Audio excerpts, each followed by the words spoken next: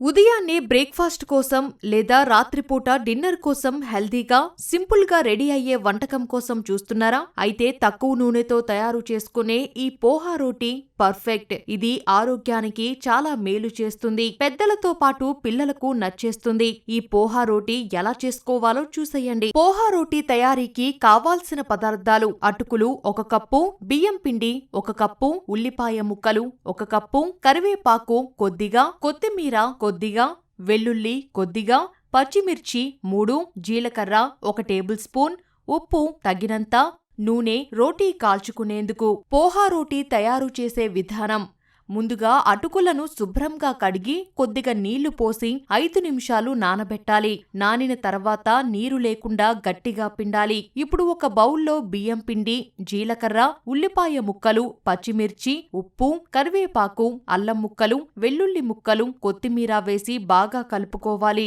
దీంట్లో నానబెట్టుకున్న అటుకులు వేసి కొంచెం నీళ్లు పోసుకొని ముద్దలాగా కలుపుకోవాలి. ఈ పిండి ముద్దను చిన్న ఉండలుగా తీసుకొని ప్లాస్టిక్ షీట్ లేదా బటర్ పేపర్ మీద నూనె రాసి దానిపై ఉండను పెట్టి చేత్తో లేదా రోలింగ్ పిన్ తో రోటీలా ఒత్తుకోవాలి. స్టవ్ మీద పెనం పెట్టి వేడి చేసి దానిపై నూనె లేదా నెయ్యి వేసి రోటీని 2 వైపులా బంగారు రంగు వచ్చే వరకు కాల్చుకున్నారంటే వేడివేడి పోహా రోటీ రెడీ అయినట్టే.